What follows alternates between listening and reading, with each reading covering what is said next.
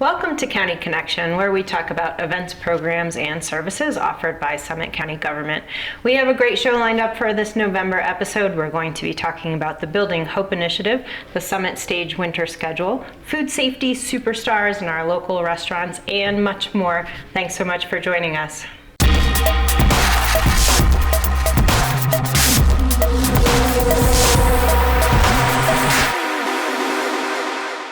For this first segment of County Connection for our November episode, we are going to be talking about the Building Hope Initiative. And here to tell us all about it are Tamara Drangstveit from the Family and Intercultural Resource Center. Welcome, Tamara. Thanks. And Kellen Glynn from Summit County Youth and Family Services. Welcome, Kellen. Thank you. All right, so to kick it off, Tamara, can you give us an overview of what the Building Hope Initiative is all about? Sure. So I think I'd start sort of with addressing the need. Summit County has some very unique statistics around the issue of behavioral and mental health. For example, Summit County has a suicide rate that's 3 times the national average. We're number 1 in Colorado for rates of binge drinking.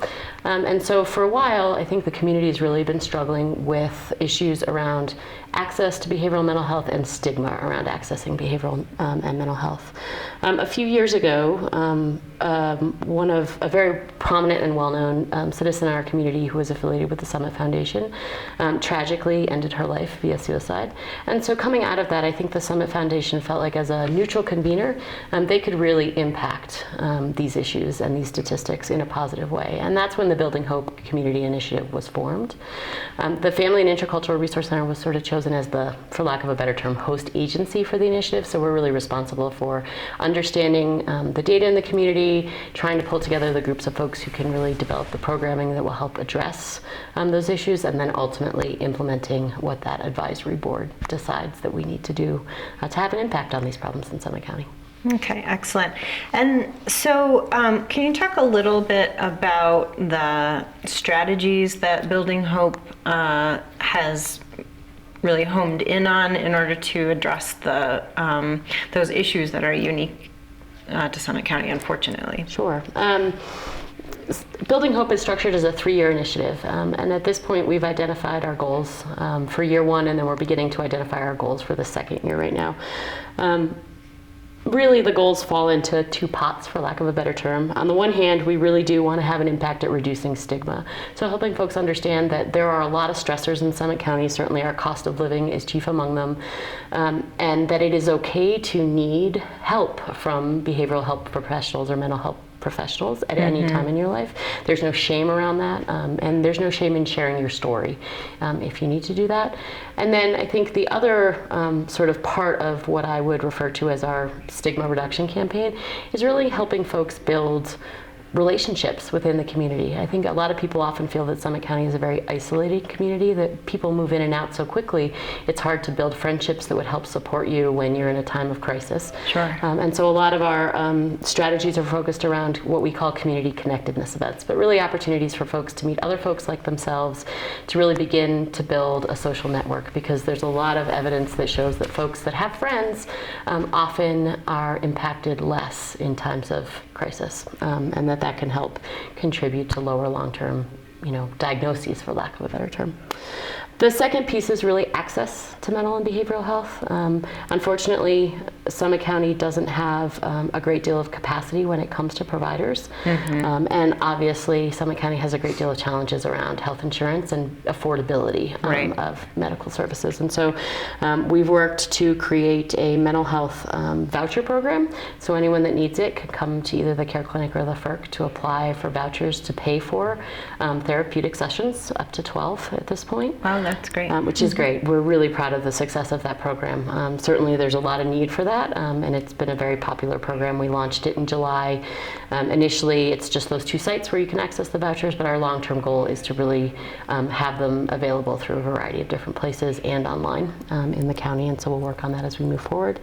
And then we've also worked to really provide again, just resources and information so that people who have decided they need to connect with a therapist or a professional know where to go. And we've launched a website, which is www.buildinghope. summit.org, and you can see the list of providers in the community, the list of community events, and just a variety of other resources around this topic of behavioral and mental health.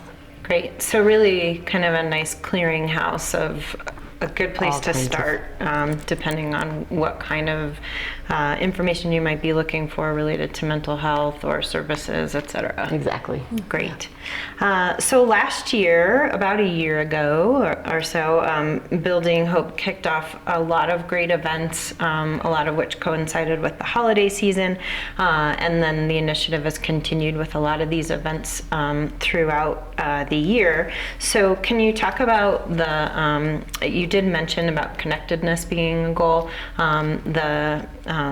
what these events are like, and what they aim to kind of accomplish or provide for people in the community, and maybe some examples of what we have on tap in November and through the holiday season. Mm-hmm.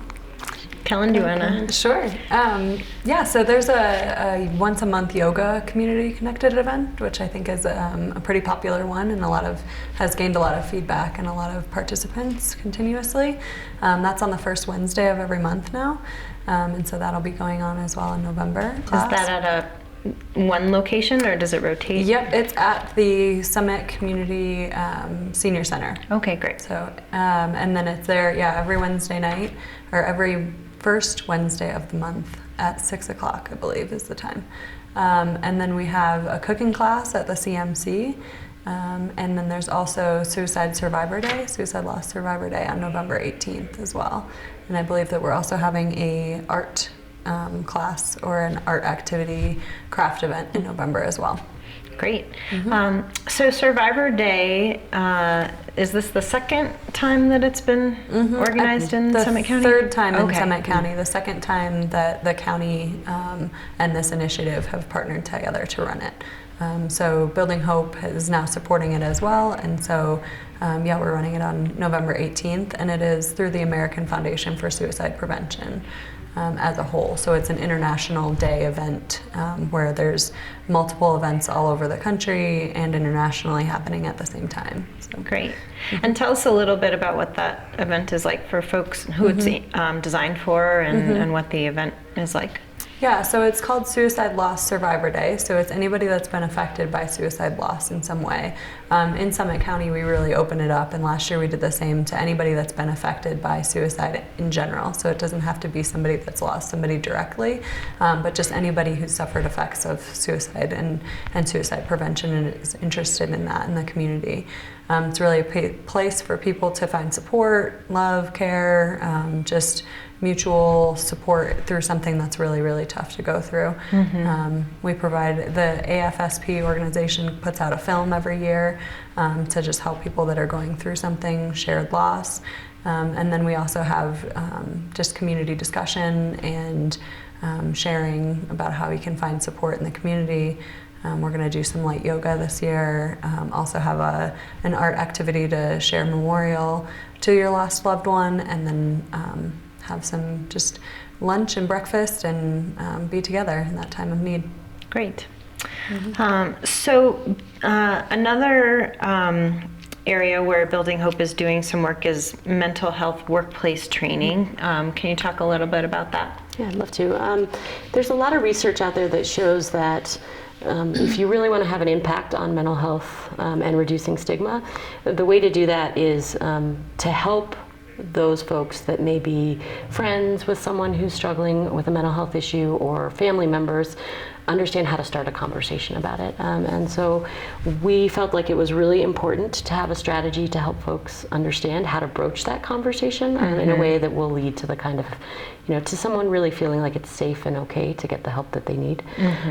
We primarily use a curriculum called QPR, which stands for Question, Persuade, Refer.